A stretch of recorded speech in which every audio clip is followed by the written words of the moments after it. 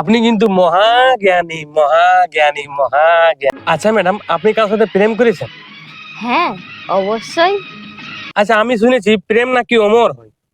হ্যাঁ, কথাটা একেবারে সত্যি। প্রেম অমরই হয়, মরে শুধু তারাই যারা প্রেম করে। হ্যাঁ। হ্যাঁ, আচ্ছা ম্যাডাম, বিয়া কেমন মেয়ের সাথে করলে ভালো? বিবাহটা তো ভালো জিনিসের মধ্যে পড়েই না। তা সত্ত্বেও কেউ যদি বিবাহ করতে চায় তাহলে আনপড় মেয়ের সাথে বিবাহ করাটা অতি উত্তম। ये बड़ी अच्छी হ্যাঁ। बात कही आप। হ্যাঁ, কারণ আনপড় মেয়ের সাথে যদি তুমি বিবাহ করো তো তুমি যা যা চেটিং করবে সে তো পড়তে পারবে না, আর সে তো কিছু নিজের থেকে চেটিং করতে পারবে না। তাহলে ফায়দাটা वाह दीदी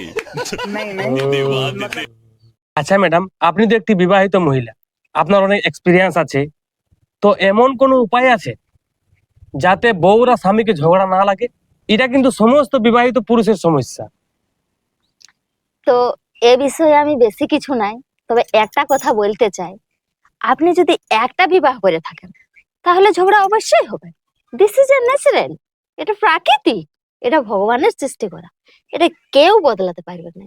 তবে তুমি যদি দুটোর বেশি কিংবা দুটো বিবাহ করে থাকেন তাহলে আর তোমার মধ্যে ঝগড়া হবে না, তারা তোমাকে পাওয়ার জন্য ঝগড়া করবে। কত মজার বিষয় বলুন না? একটা স্বামী দুটো বউ তোমাকে চাইবে, ও বলবে আমার স্বামী, ও বলবে আমার স্বামী, ও বলে আমার ঘরে এসো, ও বলবে আমার ঘরে এসো। কি মজা বলো? দারুণ মজা হবে, দারুণ দারুণ দারুণ মজা, খুব সুন্দর। আপনি কিন্তু মহাজ্ঞানী মহাজ্ঞানী মহাজ্ঞানী।